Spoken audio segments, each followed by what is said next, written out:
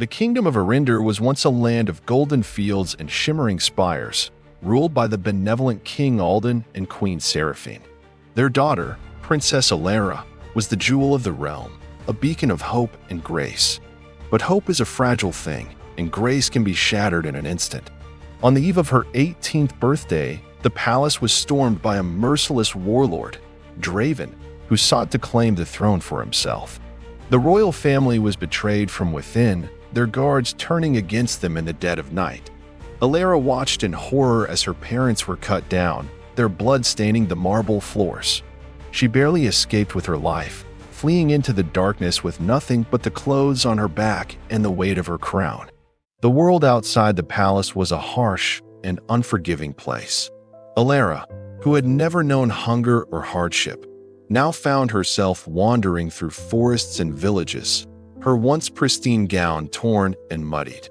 She learned to scavenge for food, to sleep under the stars, and to hide her identity from those who might seek to turn her in for the bounty on her head.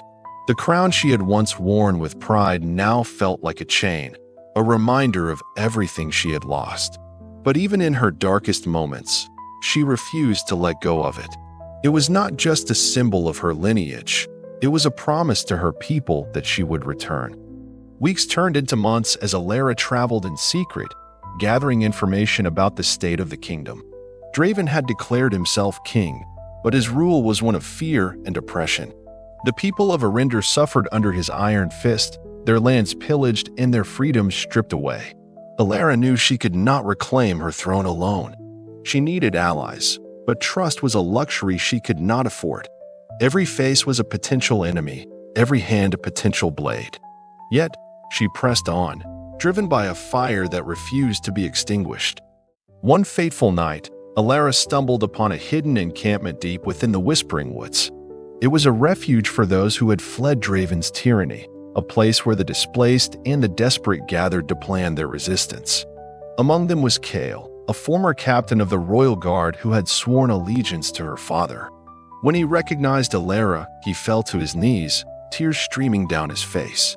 "My princess," he said, his voice trembling. "We thought you were lost to us." For the first time since the fall of the palace, Elara felt a flicker of hope. The resistance was small but determined, a ragtag group of farmers, merchants, and soldiers who had lost everything to Draven's greed. They welcomed Elara with open arms, their faith in her unshaken. But leading them was no easy task. She had to prove herself, not just as a symbol of the past, but as a leader for the future. She trained with Kale and the others, learning to wield a sword and command an army. She listened to the stories of those who had suffered, their pain fueling her resolve. And slowly, she began to forge a plan to take back her kingdom. The first step was to weaken Draven's hold on the realm. Elara and her allies launched a series of covert attacks on his supply lines, striking from the shadows and disappearing before his forces could retaliate. Each victory was small, but it was enough to sow doubt among Draven's followers and inspire hope in the hearts of the oppressed. Word began to spread that the true heir of Eryndor was alive and fighting for her people. The resistance grew, its ranks swelling with those who dared to dream of a better future. But Draven was not a man to be underestimated. He had spies everywhere, and it wasn't long before he learned of Elara's survival. He issued a decree, offering a fortune to anyone who could bring him her head. The hunt was on, and Elara found herself constantly on the move, never staying in one place for too long. The pressure was immense, but she refused to back down.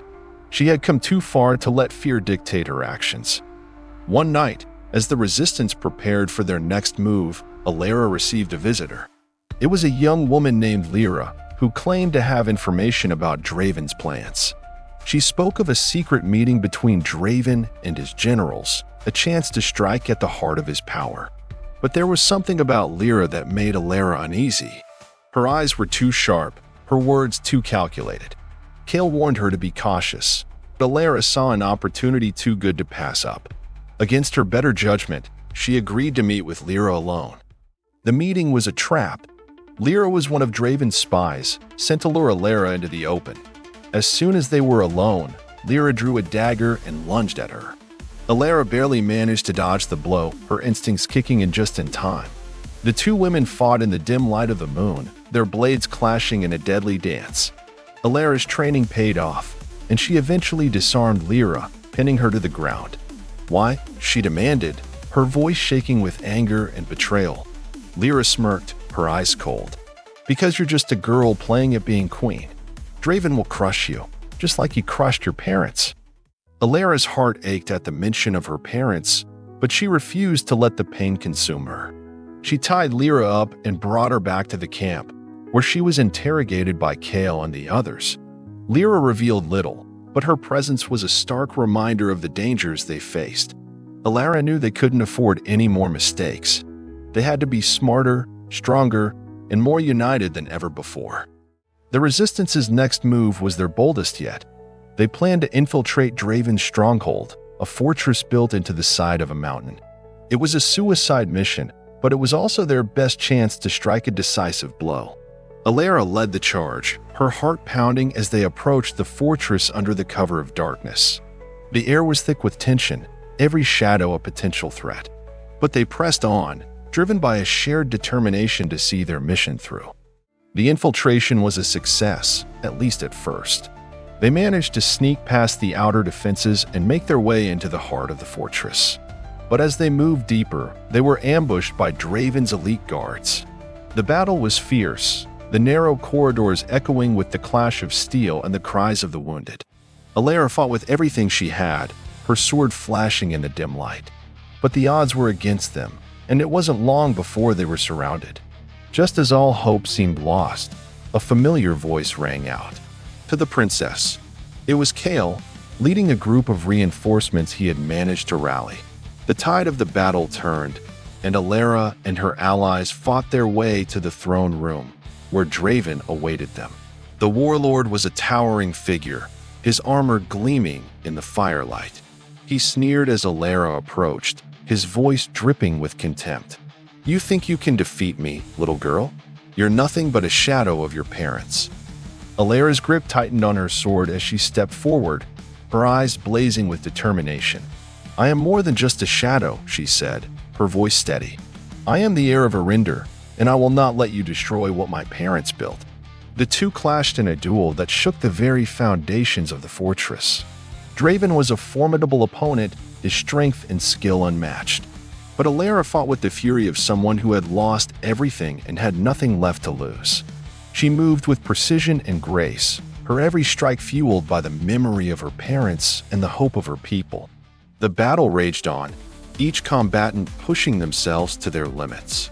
But in the end, it was Elara who emerged victorious. With a final, decisive blow, she struck Draven down, his body crumpling to the floor. The fortress fell silent as the warlord's reign came to an end. Elara stood amidst the wreckage, her chest heaving as she surveyed the scene. It was over. Draven was dead, and the kingdom was hers to reclaim. But the victory was bittersweet. The cost had been high, and the scars of the battle would linger for years to come. As Elara made her way back to the palace, she was greeted by the cheers of her people. They hailed her as a hero, the savior of Eryndor. But she knew that the real work was just beginning. Rebuilding the kingdom would be a monumental task, one that would require all of her strength and wisdom. Elara's coronation was a grand affair, held in the rebuilt throne room of the palace. As the crown was placed upon her head, she felt the weight of her responsibilities settle upon her shoulders. She was no longer just a princess, she was a queen, and she vowed to rule with the same compassion and integrity that her parents had shown. The road ahead would be long and difficult, but she was ready to face it. In the years that followed, Elara worked tirelessly to restore Eryndor to its former glory. She rebuilt the cities, revitalized the economy, and ensured that justice was served to those who had suffered under Draven's rule. She surrounded herself with advisors who shared her vision, including Kale, who became her most trusted confidant. Together, they ushered in a new era of peace and prosperity. But even as the kingdom flourished, Elara could not forget the lessons she had learned during her time in exile.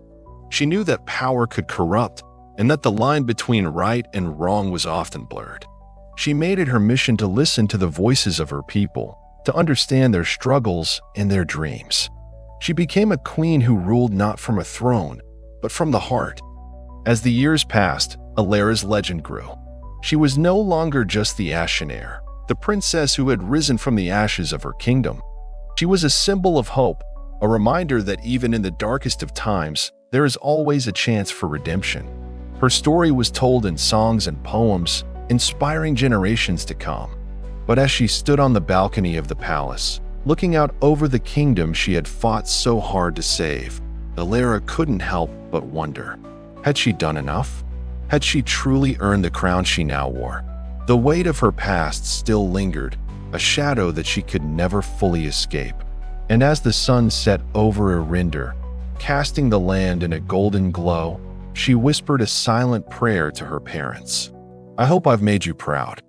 The story of Elara, the Ashen Heir, is one of resilience, courage, and the enduring power of hope. It is a reminder that even in the face of unimaginable loss, we have the strength to rise again. But it also raises a question, one that lingers long after the final page is turned. What does it truly mean to be a leader? Is it the crown on your head or the fire in your heart? What would you do if you were faced with the same choices as Elara? Would you rise to the challenge, or would you be consumed by the shadows of your past? The answer lies within you. What will you choose?